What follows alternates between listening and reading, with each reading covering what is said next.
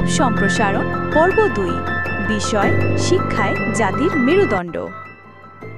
প্রিয় বন্ধুরা, আসসালামু আলাইকুম। তোমরা সবাই কেমন আছো? আশা করি ভালো আছো এবং মন দিয়ে পড়াশোনা চালিয়ে যাচ্ছ। আমরা আমাদের আগের পর্বে আলোচনা করেছিলাম পরিশ্রম সৌভাগ্যের প্রসূতি। যারা এখনো দেখোনি তাদের বলবো অবশ্যই দেখে নিও, কারণ প্রতিটি পর্ব তোমার লেখালেখি, বোঝাপড়া আর পরীক্ষার প্রস্তুতিতে অনেক কাজে আসবে এবং ভালো নম্বর পাওয়ার জন্য খুব দরকারি। শুরুতেই দেখেছো যে আজকের পর্বে আমরা ব্যাখ্যা করব একটি জনপ্রিয় এবং শিক্ষামূলক প্রবাদ, শিক্ষাই জাতির মেরুদণ্ড। অনেকেই ভাব সম্প্রসারণ মুখস্থ করে লিখে ফেলতে চায়, কিন্তু বাস্তবে এটি বুঝে লিখতে হয়। কারণ ভাব সম্প্রসারণ মানে হলো প্রবাদের গভীর অর্থ তুলে ধরা, উদাহরণ দেওয়া এবং জীবনের সঙ্গে মিল খুঁজে পাওয়া।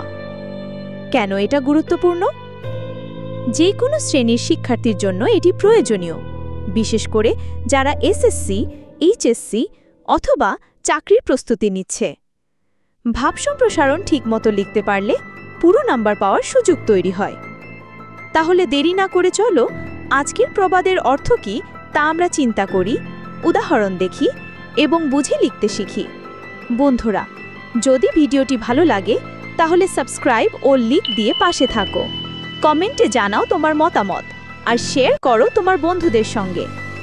নতুন নতুন বিষয় নিয়ে আমরা আবার আসছি ইনশাআল্লাহ। ভাব সম্প্রসারণ লেখার নিয়মাবলী। ভাব বা প্রবাদটি ভালোভাবে বোঝো।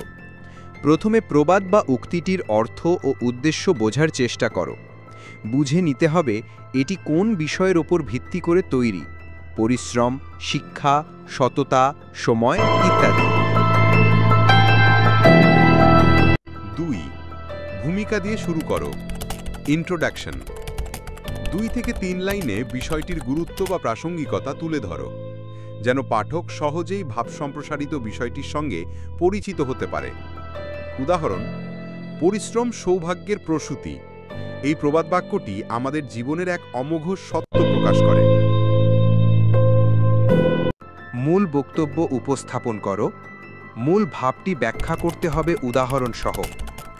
এক বা একাধিক অনুচ্ছেদে যুক্তিসঙ্গতভাবে বিষয়টি ব্যাখ্যা করো।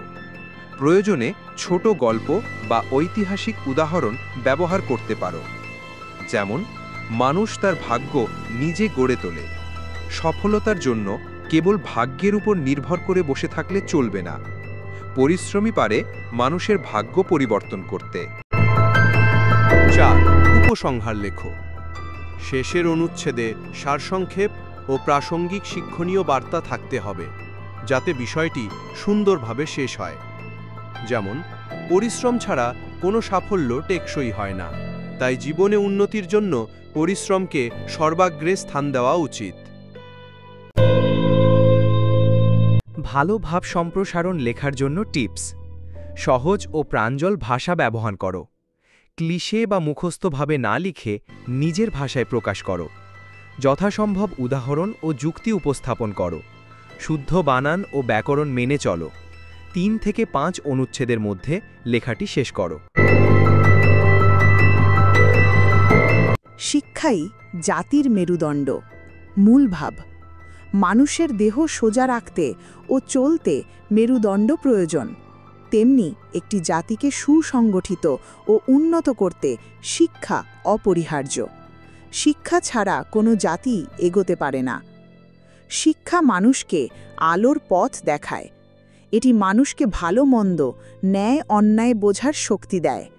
একটি শিক্ষিত ব্যক্তি যেমন নিজের জীবনে সাফল্য অর্জন করতে পারে, তেমনি সে পরিবার, সমাজ ও দেশকে এগিয়ে নিতে পারে। যে জাতির মানুষ শিক্ষিত তারা আত্মনির্ভরশীল ও উন্নত হয়। তারা বিজ্ঞান, প্রযুক্তি, শিল্প, সংস্কৃতি ও নৈতিকতায় অগ্রগামী হয়। আবার যে জাতি অশিক্ষিত তারা দারিদ্র্য, কুসংস্কার, দুর্নীতি ও পশ্চাৎপদতায় ডুবে থাকে। উন্নত দেশগুলো যেমন জাপান, দক্ষিণ কোরিয়া বা ফিনল্যান্ড, তাদের উন্নয়নের পেছনে প্রধান কারণ হল শিক্ষার প্রতি গুরুত্ব। বাংলাদেশও ধাপে ধাপে এগিয়ে চলেছে শিক্ষা বিস্তারের মাধ্যমে। মন্তব্য: একটি জাতির প্রকৃত শক্তি তার শিক্ষিত জনগোষ্ঠী। শিক্ষা ছাড়া কোনো জাতি টিকে থাকতে পারে না, উন্নত তো নয়ই। তাই আমাদের উচিত শিক্ষাকে সবচেয়ে বেশি গুরুত্ব দেওয়া এবং সকলের জন্য শিক্ষার সুযোগ নিশ্চিত করা। আমাদের আজকের ক্লাসটি যদি তোমার ভালো লেগে থাকে তাহলে একটি লাইক, একটি সুন্দর কমেন্ট আর বন্ধুদের সাথে শেয়ার করতেও ভুলে যেও না। এভাবে পাশে থাকো, আমরা নিয়মিত তোমার পড়ালেখার জন্য নতুন নতুন ক্লাস ও সাজেশন নিয়ে আসব। আরও বিস্তারিত জানতে চাইলে ভিজিট করো আমাদের ওয়েবসাইটে www.studypointall.com। আমাদের Facebook Shamim Hossain Bakul, Facebook page Shamim study point. শেখার যাত্রায় সাথেই থাকো স্টাডি পয়েন্ট অলের সাথে। ধন্যবাদ সবাইকে।